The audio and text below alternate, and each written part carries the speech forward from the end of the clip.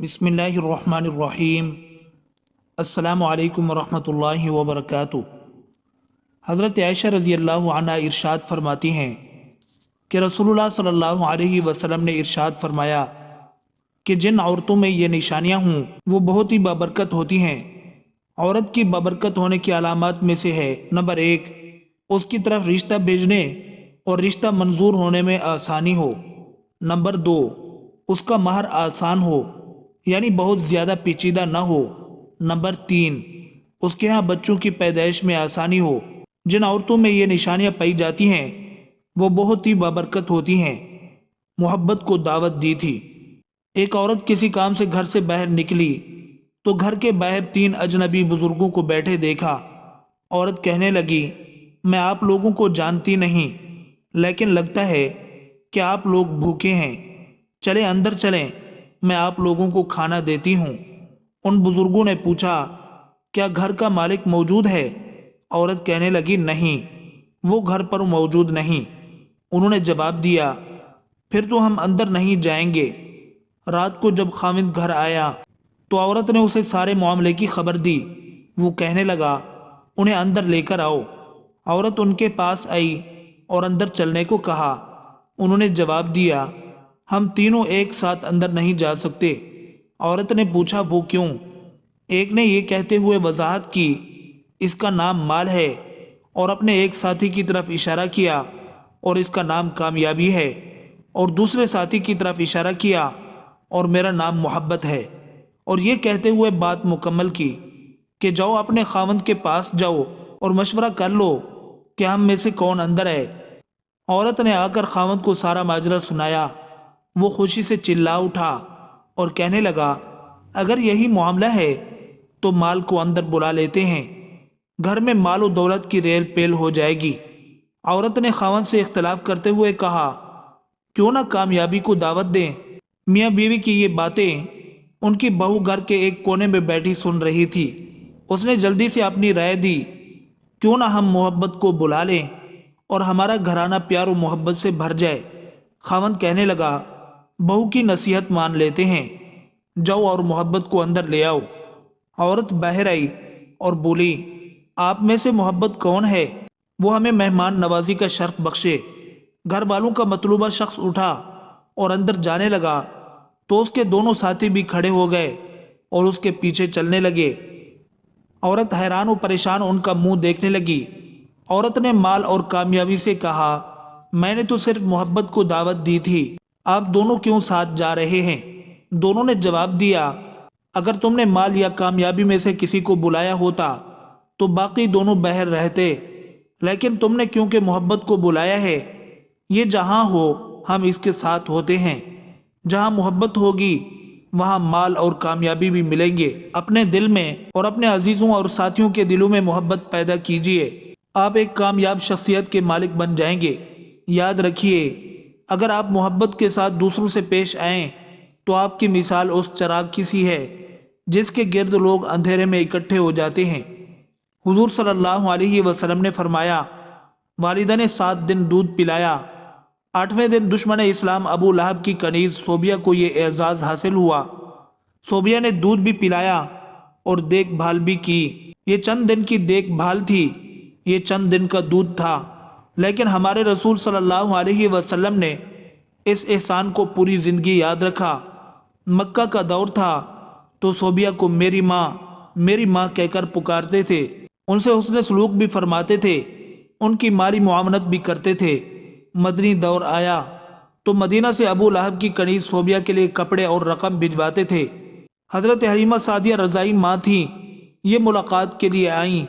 देखा तो उठ खड़े हुए और मेरी माँ पुकारते हुए उनकी तरफ दौड़ पड़े। वो करीब आईं तो अपनी चादर उतार कर ज़मीन पर बिछा दी, जिसे हम कायनात की कीमती तरीन मता समझते हैं।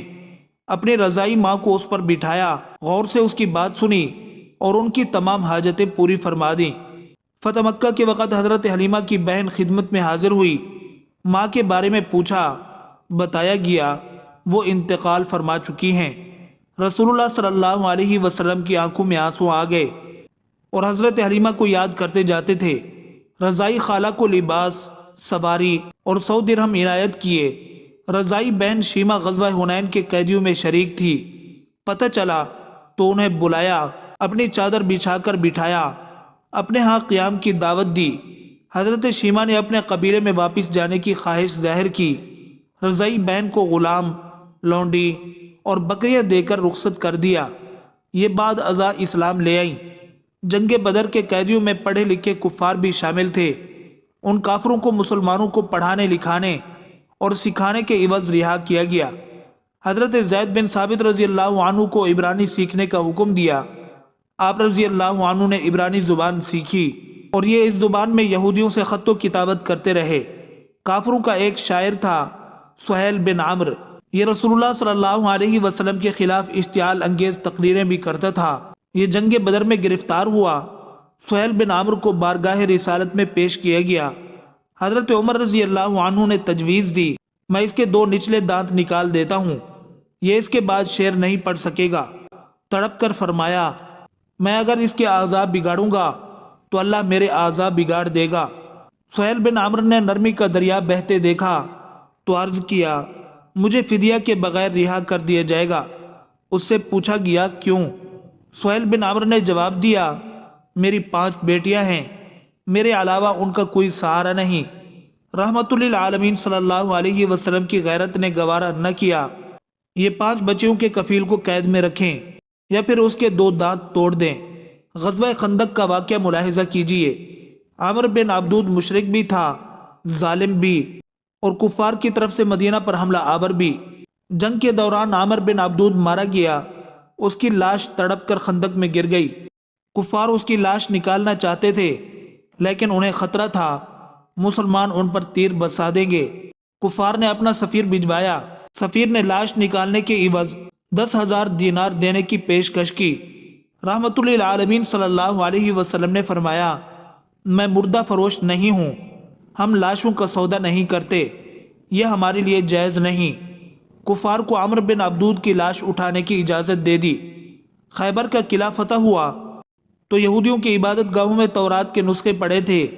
तौरात के सारे नुस्खे इकट्ठे करवाए और निहायत अदब के साथ ये नुस्खे यहूदियों को पहुंचा दिए और खैबर से वापसी पर फजर की नमाज के लिए जगाने की जिम्मेदारी हज़रत बिलाल रज़ी अल्लाह अन्हु को सौंपी गई।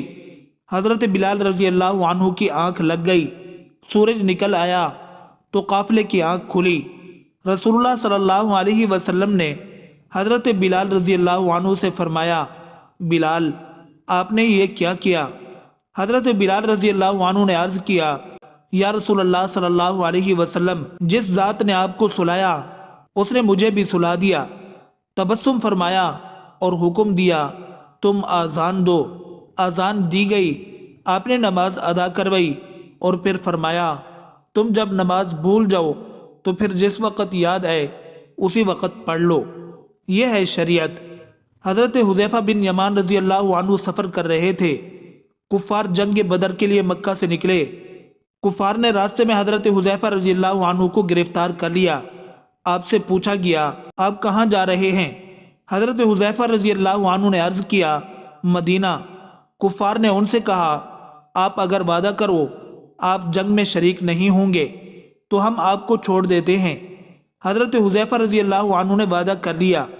ये इसके बाद सीधे मुसलमानों के लश्कर में पहुँच गए। मुसलमानों को उस वक़्त मुजाहिदीन की ज़रूरत भी थी, जानवरों की भी और हथियारों की भी। लेकिन जब हज़रत हुज़ैफ़ा रज़ी अल्लाह अन्हु के वादे के बारे में इल्म हुआ तो मदीना भिजवा दिया गया और फरमाया, हम काफरों से मुआहदे पूरे करते हैं और उनके मुकाबले में सिर्फ अल्लाह ताला से मदद चाहते हैं। नजरान के ईसाइयों का 14 रुकनी वफ़द मदीना मुनव्वरा आया। रसूलुल्लाह सल्लल्लाहु अलैहि वसल्लम ने ईसाई पादरियों को न सिर्फ उनके रिवायती लिबास में कबूल फरमाया बल्कि उन्हें मस्जिद नबी में भी ठहराया और उन्हें उनके अकीदे के मुताबिक इबादत करने की इजाज़त भी थी। ये ईसाई वफ़द जितना अरसा मदीना में रहा, ये मस्जिद नबी में मुकीम रहा और मशरक़ की तरफ मुँह करके इबादत करता रहा। हज़रत साद बिन उबादा रज़ी अल्लाह अन्हु ने फ़तह मक्का के वक़्त मदनी रियासत का झंडा उठा रखा था। ये मक्का में दाखिल होते वक़्त जज्बाती हो गए और इन्होंने हज़रत अबू सुफियान रज़ी अल्लाह अन्हु से फरमाया, आज लड़ाई का दिन है, आज कुफ़ार से जी भरकर इंतकाम लिया जाएगा। रहमतुल लिल आलमीन सल्लल्लाहु अलैहि वसल्लम ने सुना तो नाराज हो गए। उनके हाथ से झंडा लिया, उनके बेटे कैस रजी अल्लाह अन्हु के सपुर्द कर दिया और फरमाया, नहीं, आज लड़ाई नहीं, रहमत और मुआफ करने का दिन है। मदीना में थे तो मक्का में कहत पड़ गया।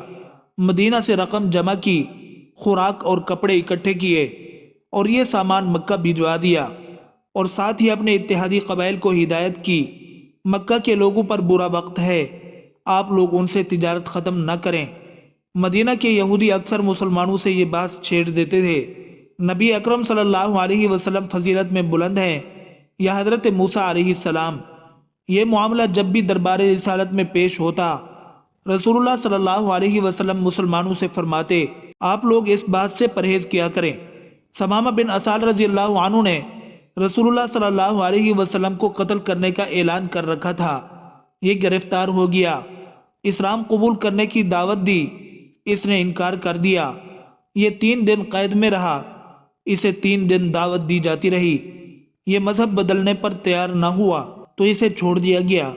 इसने रास्ते में गुस्ल किया, नया लिबास पहना, वापिस आया और 10 मुबारक पर बैअत कर ली। अबुल आस बिन रबी रहमतुल लिल आलमीन सल्लल्लाहु अलैहि वसल्लम के दामाद थे। रसूलुल्लाह सल्लल्लाहु अलैहि वसल्लम की साहिबजादी हज़रत ज़ैनब रज़ी अल्लाह अन्हु इनके अक़द में थीं। ये काफिर थे। ये तिजारती काफ़िले के साथ शाम से वापस मक्का जा रहे थे। मुसलमानों ने काफ़िले का माल छीन लिया। ये फरार होकर मदीना आ गए और हज़रत ज़ैनब रज़ी अल्लाह अन्हु के घर पनाह ले ली। साहिबजादी मशवरे के लिए बारगाह रिसालत में पेश हो गईं। रसूलुल्लाह सल्लल्लाहु अलैहि वसल्लम ने फरमाया, अबुल आस की रिहाइश का अच्छा बंदोबस्त करो, मगर वो तुम्हारे करीब ना आए, क्योंकि तुम उसके लिए हलाल नहीं हो। हज़रत ज़ैनब रज़ी अल्लाह अन्हु ने अर्ज़ किया, अबुल आस अपना माल वापस लेने आया है। माल छीनने वालों को बुलाया और फरमाया गया, ये माल गनीमत है और तुम इसके हकदार हो, लेकिन अगर तुम मेहरबानी करके अबुल आस का माल वापस कर दो तो अल्लाह ताला तुम्हें अजर देगा। साहबा रज़ी अल्लाह अन्हुम ने माल फौरन वापस कर